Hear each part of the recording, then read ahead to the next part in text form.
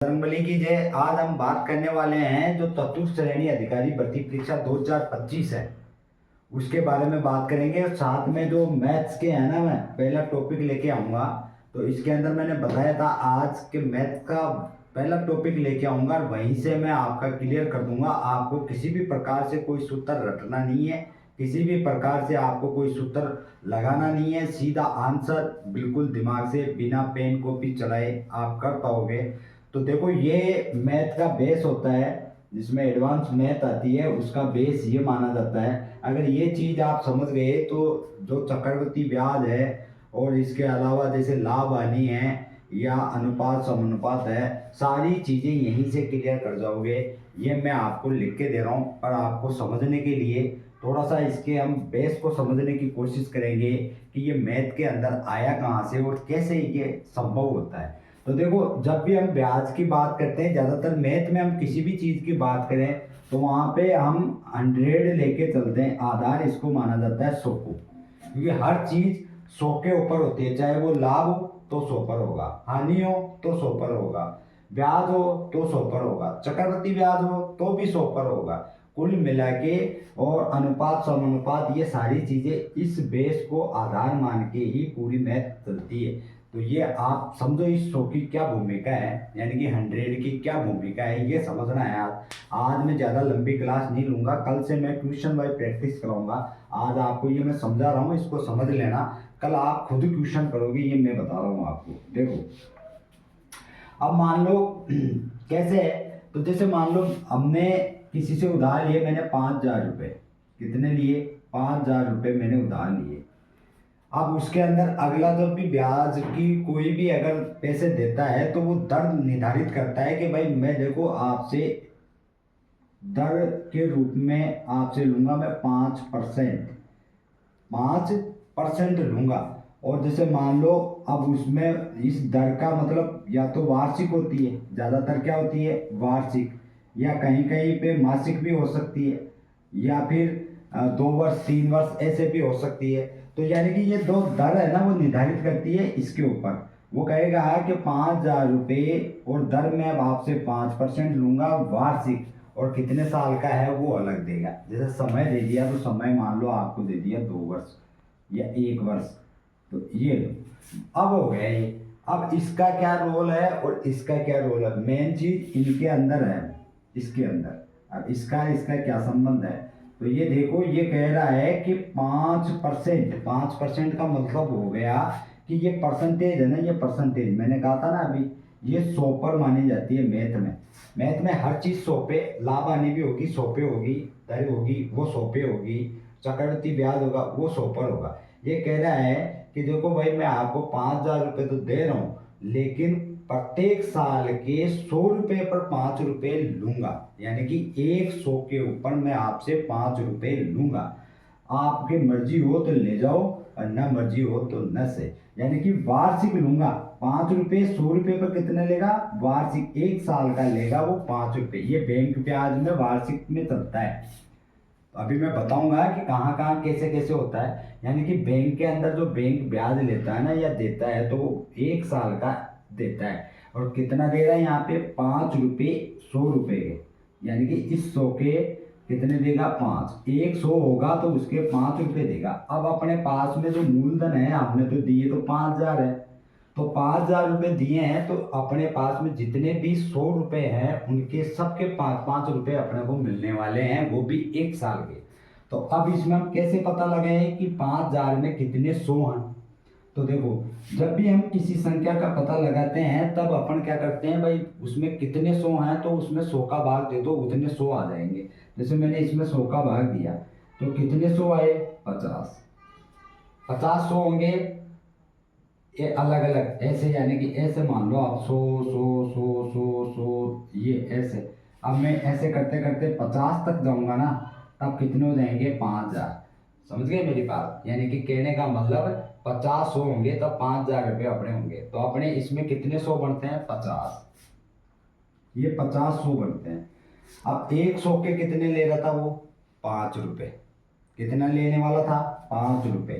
तो 5 से हम गुणा कर देंगे यानी कि 100 के 5 तो 50 के कितने हो गए, 250 रुपये हो गए। कितने हो गए, 250 रुपये हो गए। 55 जीरो का जीरो, 250 रुपये लेगा वो। कितने साल का, 1 साल का। अब 1 साल का तो आ गया अपने पास में 250 रुपये। अब जैसे मान लो ये समय दे रखा है 1 साल का 250, तो 2 साल का कितना हो जाएगा, 500। 2 से गुणा कर देंगे, कितना हो जाएगा, 500। ये इतना समझ में आ गया कि आपके इतना आ गया, तो ऐसे मान लो ये पूरा कंप्लीट भी हो गया। अब इतना आपको समझ में आ जाना चाहिए भाई ये सूत्र कैसे बनता है। अब देखो इसका सूत्र कैसे बनता है, ये है मेन चक्रवृद्धि वक्रवृत्ति ब्याज, तो फिर कुछ नहीं है। फिर दर दे दी, वो नहीं दिया, समय दे दिया, वो नहीं दिया, वो आपके ऑप्शन के हिसाब से होगा ऐसे तुरंत बिना पेन चलाए।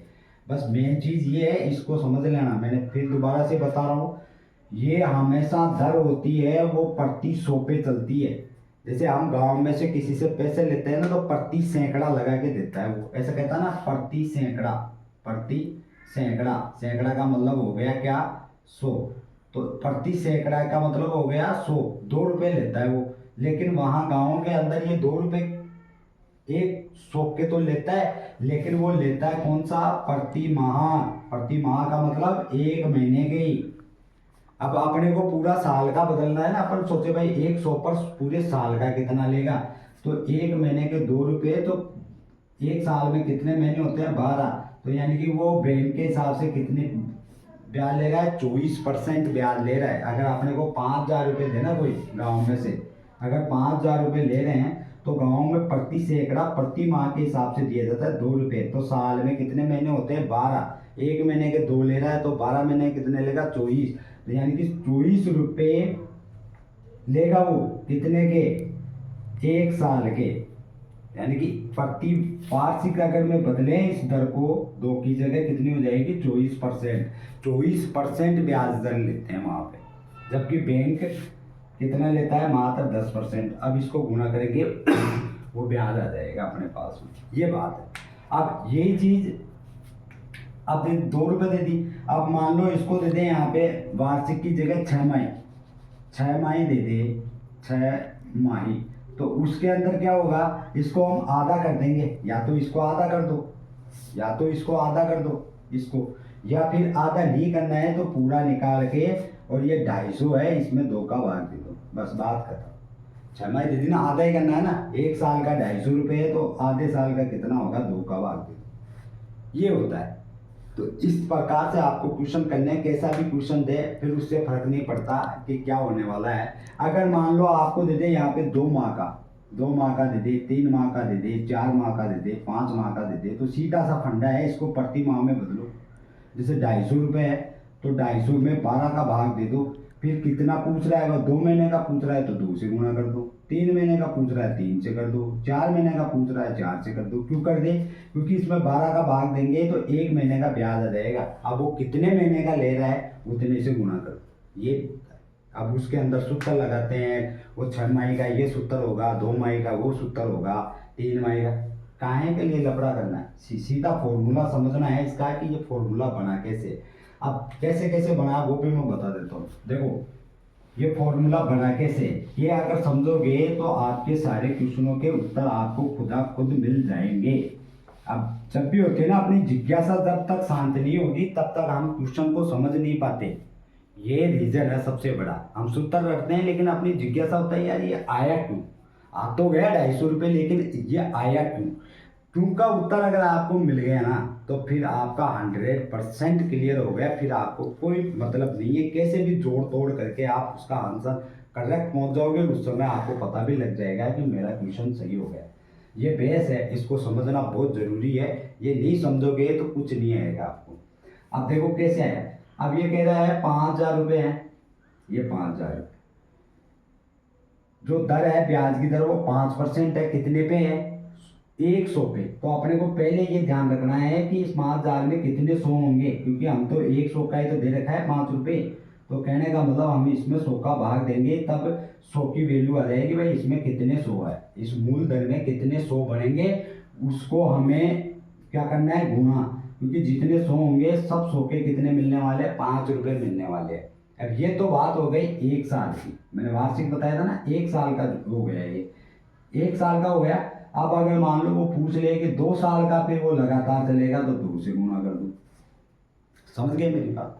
2 से गुणा कर दोगे तो यानी कि ये इसके अंदर 100 बन गए 50। ये देखो ये बन गए 50, 100 बच गए। 50 को हम 5 से गुणा करेंगे, क्योंकि 100 के 5 रुपये हैं, तो 50 100 में कितने हैं, तो 250 हो जाएंगे। फिर 250 को 2 से गुणा कर देंगे 2 साल का, कोई लगातार, तो कितने हो गए, 500 रुपये। अब ये हो गई बात यहाँ पे। अब अगर अपने को आगे देखो 250 रुपये दे दे, मान लो ये कह दे कि किसी भी 250 रुपये मिलते हैं, उसके वार्षिक ब्याज दर कितनी है, 250 रुपये। 250 रुपये है और वो दर कितनी है, 5%। दर कितनी है, 5%। और समय कितना है, 1 वर्ष। तो बताओ वह राशि कौन सी है? तो अपने को सीधा क्या करना है भाई, राशि का अपने को नहीं पता। अपने को ये पता है कि 250 रुपये मिल रहे हैं। कितने पे मिल रहे हैं, 5। 100 के कितने मिलेंगे, 5 रुपये, तब जाके कितने बनेंगे, 250। यानी कि 100 के कितने बनेंगे, 5 रुपये। और जो कितने 100 होंगे तब ये 250 बनेंगे। तो देखो मैं कोई सूत्र वूत्र नहीं लगाता, मैं दिमाग लगाता हूँ। वहाँ तो ऑप्शन आता है, बिना ऑप्शन के भी आप कर सकते हो। वहाँ तो ऑप्शन आता है, सीधा दिमाग जाएगा एकदम से ही देखते ही। अरे वो जैसे मान लो वहाँ पे ऑप्शन भी मिलेगा 5000, ये 5000, 6000, 4000, 3000। ये हो गया ना, ए बी सी डी। अब मेरा तो यहाँ पे दिमाग जाते ही इसमें कितने 100 बन रहे हैं भाई, 50 100। 5 से गुणा करके देखता हूँ, 250 आ रहे हैं कि ये आ रहे हैं, ये लो उत्तर की जांच भी होगी। लेकिन ऐसा भी नहीं, और आपको ऐसे भी कोई गांव में कहीं पे भी पूछ ले तो सीधा सा दिमाग लगाना कि यार इसके अंदर 250 रुपये बन रहे हैं, कितने से 100 के जब 5 रुपये मेरे को मिले तो कितने 100 हो तब जाके 250 बने। तो मैं देखूंगा, पहले मान लो 10 का लगाऊंगा, तो 10 में तो 50 होते हैं। फिर मैं देखूंगा 50 में कितने होते थे कि 55 25। 50 यहाँ पे मैंने 100 रखा और 55 25, तो कितने बन गए भाई, 250 रुपये बन गए। कितने बन गए, 250। यानी कि 50 100 जिस संख्या में होंगे उसके 250 होंगे, तो यानी कि ये 50 100 के बने थे 250। तो इसके अंदर पूरी संख्या कितनी होगी, तो वो आपने को पता है कि 100 का भाग दिया था, इसलिए ये 50 आए थे, तो कितने हो गए, 5000। ऑप्शन है तो वैसे कर सकते हो। ये मैं कल आपको पूरा क्लियर करूंगा। आज के लिए इतना, आज के लिए इतना मैंने आपको बेस बताया था कि जैसे वार्षिक दिया होगा तो वो पूरी दर मानी जाएगी। 6 महीने का दिया जाए उसका आधा कर दो। अगर 1 महीने का दिया जाए 12 का भाग दे दो। 2 महीने का दिया जाए 12 का भाग देके 2 से गुणा कर दो। 3 महीने का दिया जाए 12 का भाग देके 3 से गुणा कर दो। कुल मिला के कैसे भी क्वेश्चन आ जाए आप कर लोगे। अब जब प्रैक्टिस करोगे ना तब आपको बिल्कुल करेक्ट समझ में आ जाएगा कि हमने इतने दिन क्या सीखा और ये जो अभी खड़े हैं वो क्या सीखा गया। तो ऐसे मत समझो कि हमने कोई वो देखा नहीं है या कोई पेपर नहीं दिया है, या जो बड़ी बड़ी पोस्टों पे आरपीएससी यूपीएससी कर्मचारी चयन बोर्ड की वैकेंसियों में जो चयनित अभ्यर्थी हैं उनको मैंने पढ़ाया नहीं है। ये दिमाग में मत लाना, ये बात मैं सत्य कह रहा हूँ।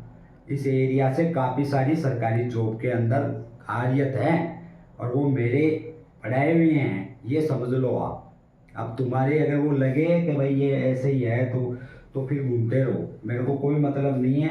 आप सूत्र लगाते रहो और वहाँ एग्ज़ाम में जब सूत्र लगाने की बारी आएगी तब आप कंफ्यूज हो जाओगे, सारा खेल खत्म हो जाएगा। ये बेस समझ जाओगे तो सारे चक्रवृद्धि ब्याज प्रकृति ब्याज सब कर लोगे आप, ये मेरी गारंटी है। अब इसी के साथ में जय श्री राम, बजरंगबली की जय।